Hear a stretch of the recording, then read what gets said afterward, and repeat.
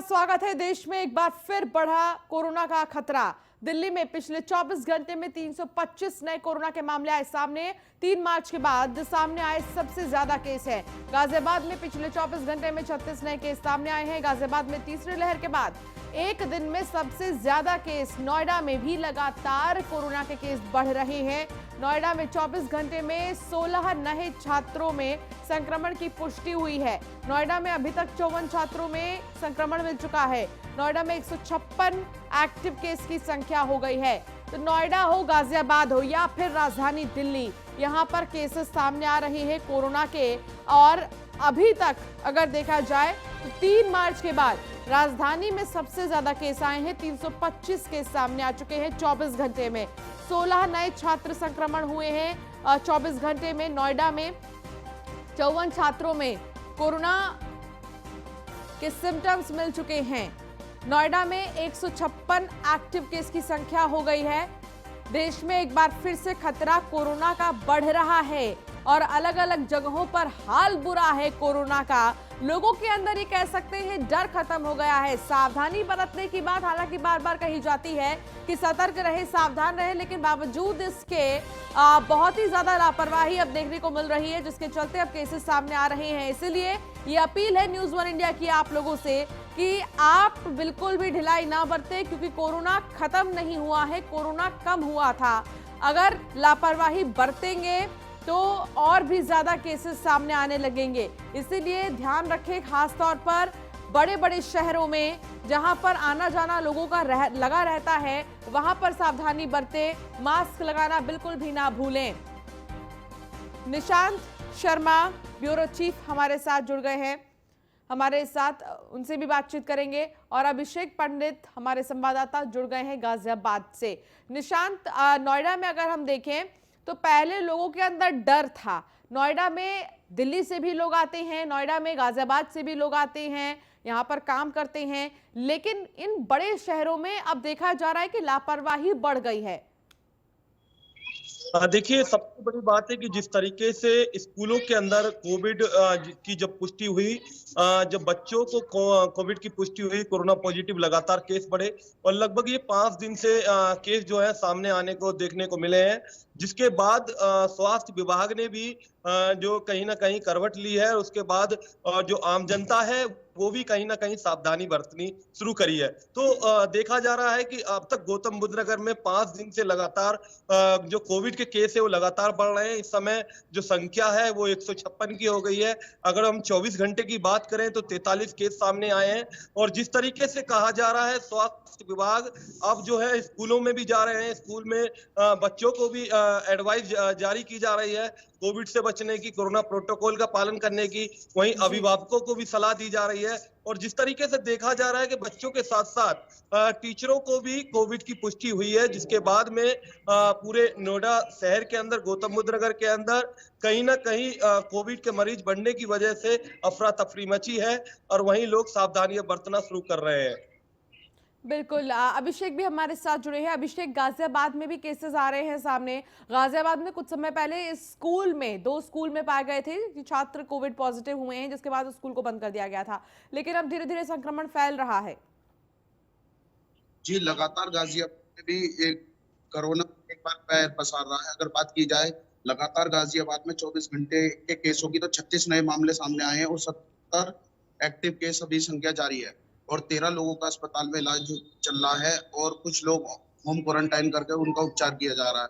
अगर वही बात की जाए गाजियाबाद के जिला प्रशासन की, तो लगातार जिला प्रशासन पहले से सुस्त था, कोई तैयारी नहीं कर रखी थी कोरोना केस के लिए।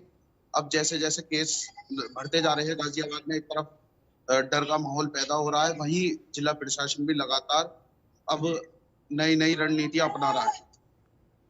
निशांत, हालांकि देखिए बहुत ज़रूरी है ये कि नोएडा में अगर सावधानी लोग बरत रहे हैं तो उसके आसपास के शहरों में भी लोग बरतें, लेकिन ऐसा देखने को मिलता नहीं है। दिल्ली में देखिए 325 केस सामने आ गए हैं 24 घंटे में।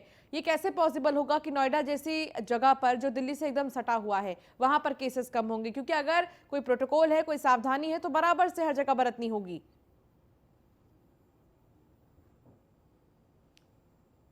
पास के इलाके हों, एनसीआर की खासकर बात की जाए तो लगातार आवन गमन रहती है, नोएडा से दिल्ली, दिल्ली से नोएडा, गाजियाबाद। और कहीं ना कहीं ये देखा जा रहा है कि जिस तरीके से केस दिल्ली के अंदर बढ़ रहे हैं, उनकी संख्या नोएडा में भी देखने को मिल रही है।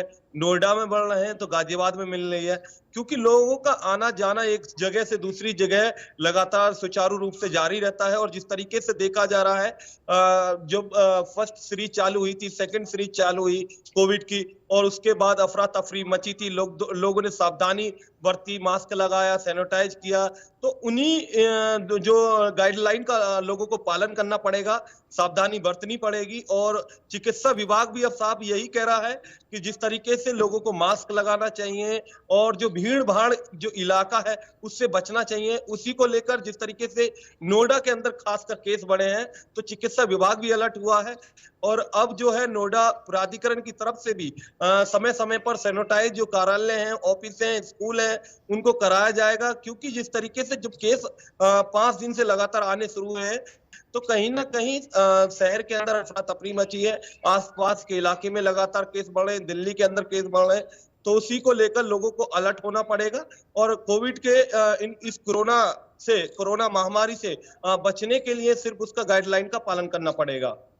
चलिए ठीक है, निशांत, अभिषेक भी हमारे साथ जुड़े हैं। अभिषेक, गाजियाबाद में अब केसेस क्योंकि सामने आने लगे हैं, तो क्या कोई आदेश जारी किया गया है गाजियाबाद के डीएम की तरफ से, या फिर गाजियाबाद में ही इस तरीके से पालन किया जाए प्रोटोकॉल्स का?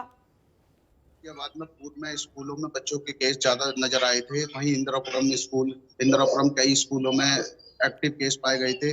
उसके बाद जिला प्रशासन ने और डीएम ने लगातार सैनिटाइजेशन और कोविड गाइडलाइंस को लगातार रेगुलर लोगों को जागरूक किया जा रहा है, टेस्टिंग की जा रही है और सोशल डिस्टेंसिंग बनाने के लिए लगातार लोगों में संदेश दिया जा रहा है।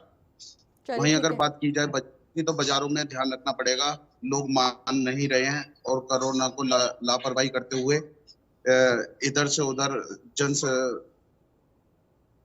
चलिए ठीक है, बहुत शुक्रिया अभिषेक इस तमाम जानकारी के लिए, और निशांत आपका भी बहुत शुक्रिया इस तमाम जानकारी के लिए। तो बिजनौर के निजामपुर पंचायत के प्राथमिक विद्यालय में डॉक्टर अंबेडकर की जयंती पर अजीबोगरीब तस्वीर नजर आई है। शिक्षक परशुराम ने बोर्ड पर डॉक्टर अंबेडकर का जन्मदिन 14 अप्रैल 1981 लिखा है, साथ ही जयंती समारोह भी गलत लिखा हुआ है। आप तस्वीरों में देख सकते हैं कि कैसे ऐसे शिक्षक अगर बच्चों को भविष्य बनाएंगे तो इन बच्चों का क्या होगा।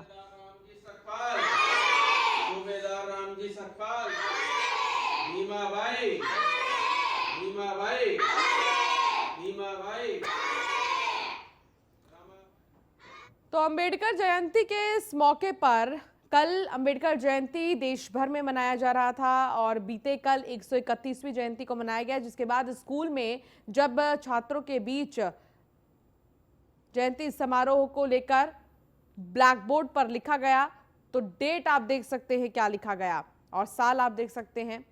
डॉक्टर अंबेडकर की जयंती पर ये तस्वीर सामने आई है। जब ऐसे शिक्षक बच्चों को शिक्षित करेंगे तो क्या होगा बच्चों का भविष्य, ये आप खुद ही अंदाजा लगा लीजिए। ऐसे शिक्षक होंगे तो कैसे पढ़ेगा इंडिया, कैसे आगे बढ़ेगा इंडिया। डॉक्टर अंबेडकर की जयंती पर यह अजीबोगरीब तस्वीर, जहां ब्लैक बोर्ड पर जो साल लिखा गया, और देखिए जयंती समारोह भी किस तरीके से लिखा गया है, समारोह लिखा गया है, जबकि समारोह लिखना चाहते थे शिक्षक, लेकिन गलत तरीके से लिखा गया है। फैसल खान हमारे साथ जुड़ गए, हमारे संवाददाता। फैसल खान, ऐसे शिक्षक होंगे तो बच्चों के भविष्य का क्या होगा? देखिए, बिल्कुल मैं आपको बता दूं, कल अंबेडकर जयंती थी, उस महात्मा की जयंती थी जिन्होंने कानून लिखा है। और आप देख सकते हैं साहब, एक ये जो मास्टर है उसने साफ लिख रखा है, समारोह को समारोह लिख रखा है और जयंती को उसने गलत लिख रखा है। तो इससे प्रभाव सीधा पड़ता है कि ये बच्चों को क्या पढ़ाएगा जब खुद पढ़ा लिखा नहीं है। तो सीधा अब देखते हैं कि खबर के बाद अधिकारी इसके खिलाफ क्या एक्शन लेते हैं। चलिए ठीक है, बहुत शुक्रिया फैसल खान इस तमाम जानकारी के लिए।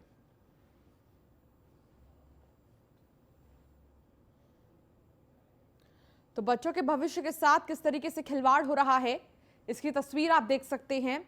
अगर ऐसे शिक्षक होंगे तो कैसे बच्चे पढ़ेंगे? भविष्य क्या बनेगा इन बच्चों का? जो बच्चे यहाँ पर बैठे हैं, अपने शिक्षक से कुछ सीखने के लिए यहाँ पहुँचे हैं, फीस दे रहे हैं स्कूल की और पढ़ने आ रहे हैं बड़ी उम्मीद के साथ।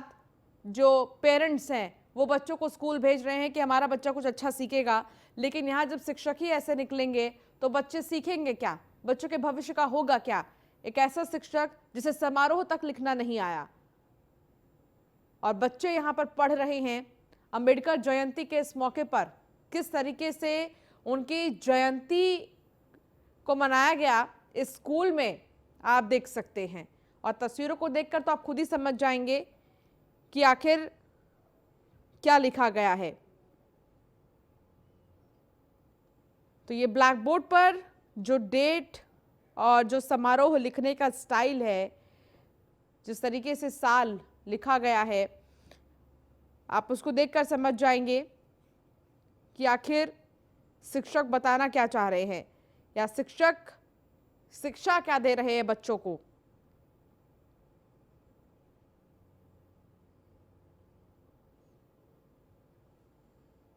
तो भीमराव अंबेडकर, जिनका जन्म तारीख जो है गलत तरीके से लिखा गया है,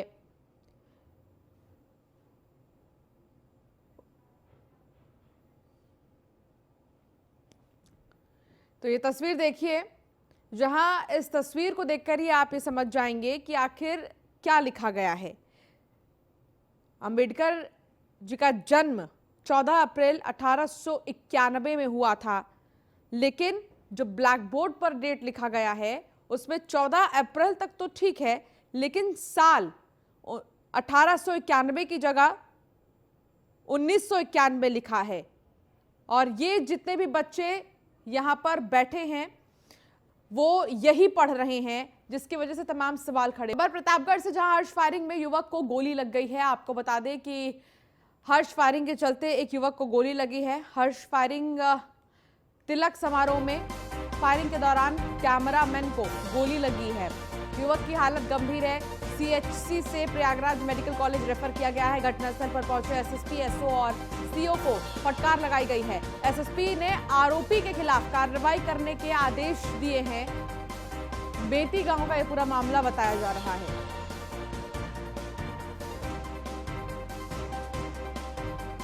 शादी समारोह में हर्ष फायरिंग का मामला, जहां हर्ष फायरिंग से कैमरामैन को गोली लगी और इस पूरे मामले में जांच पड़ताल की जा रही है। हर्ष फायरिंग में युवक को गोली लगी है।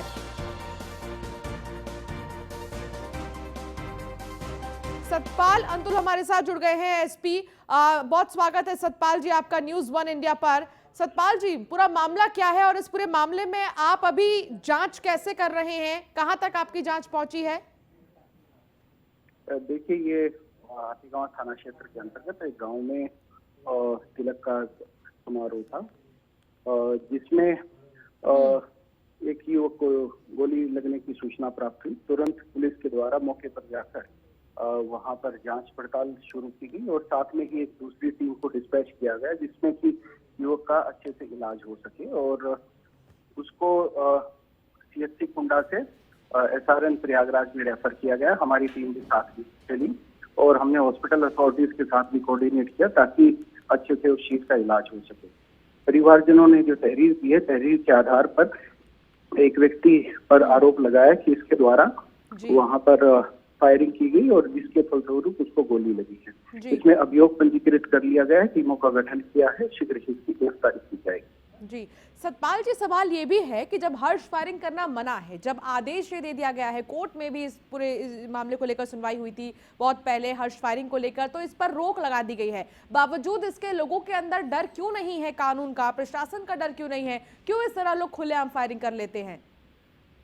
देखिए, इसमें दो व्यूज आए हैं अभी।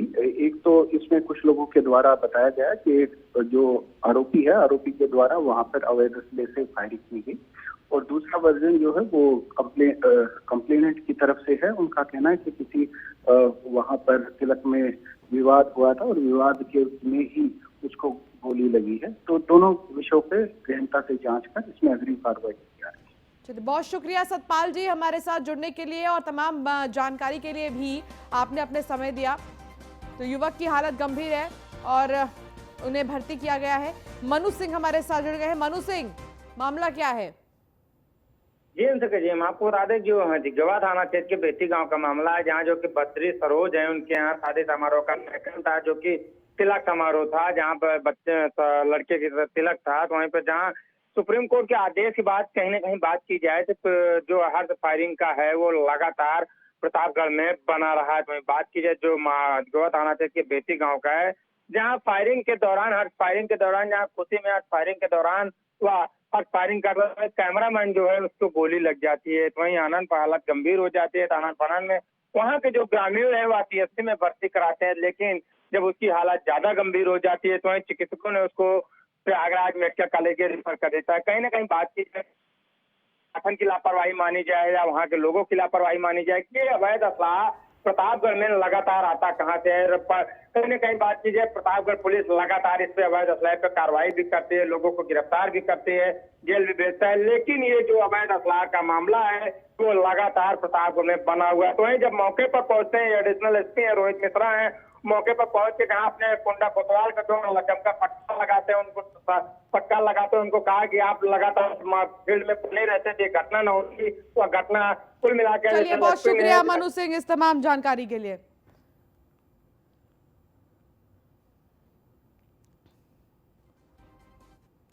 खबर हापुड़ से, जहां योगी सरकार में बदमाशों को लेकर लगातार एक्टिव है सरकार से लेकर पुलिस तक। बदमाशों में कानून का खौफ देखने को मिल रहा है। पुलिस के सामने गिड़गिड़ा रहा है बदमाश असलम। साहब, आज के बाद नहीं करूंगा लूट और चोरी, ये बदमाश का कहना है। मजदूरी करके पालूंगा अपना परिवार। मुठभेड़ में घायल हुआ बदमाश असलम। हापुड़ में नॉन स्टॉप लंगड़ा ऑपरेशन चल रहा है और इस ऑपरेशन के तहत बदमाशों को गिरफ्तार किया जा रहा है, जो बदमाश लंबे समय से फरार हैं, जिन बदमाशों ने अलग अलग गतिविधियों को अंजाम दिया है।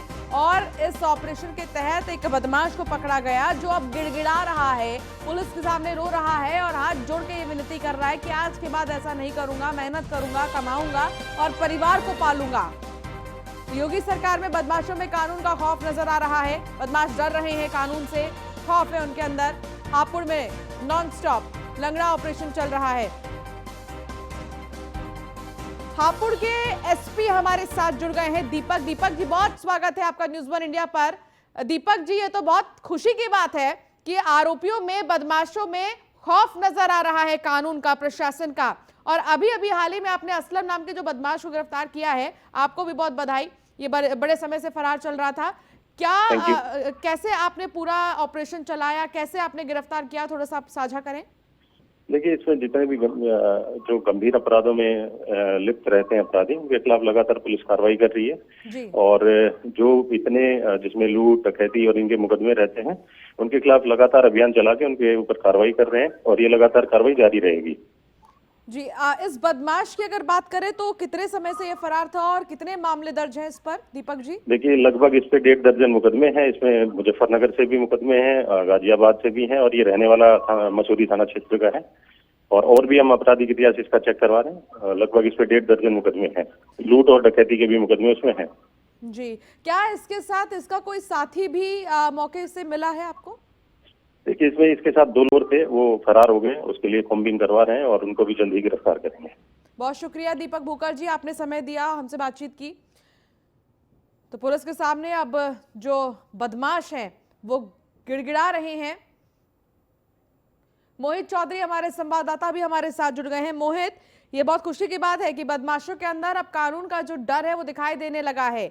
योगी सरकार 2.0 में बदमाश गिड़गिड़ा रहे हैं प्रशासन के सामने और कह रहे हैं कि अब लूट और चोरी नहीं करेंगे, कमाएंगे पैसे और परिवार को पालेंगे। जी देखिए, हापुड़ पुलिस लगातार बदमाशों की कमर तोड़ने में लगी हुई है। हापुड़ पुलिस जो है बदमाशों की इस तरह से कमर तोड़ रही है कि आप रात भी देर रात सिटी कोतवाली क्षेत्र में असलम नाम के बदमाश से पुलिस की मुठभेड़ हुई, जहां पर मुठभेड़ के दौरान घायल बदमाश पुलिस के सामने गिड़गिड़ा रहा है। बदमाश कह रहा है कि मैं मेहनत मजदूरी करके अपने बच्चों हो पाऊंगा और कोई आज के बाद किसी तरह की कोई लूट या कोई अपराध नहीं करूंगा। जो ये अपराधी पकड़ा गया है इसके ऊपर करीब 1.5 दर्जन से अधिक चलिए ठीक है, बहुत शुक्रिया मोहित चौधरी इस तमाम जानकारी के लिए। साहब लूट चोरी नहीं करूँगा, गलती होगी साहब, अब के बाद में कोई भी चोरी नहीं करूँगा, गलती होगी साहब, आज के बाद में कोई क्राइम नहीं करूँगा, मजदूरी करूँगा अपने बच्चे पर, कोई गलत काम नहीं करूँगा। फिलहाल इस बुलेटिन में इतना ही। आप बने रहिए न्यूज़ 1 इंडिया के साथ। नमस्कार।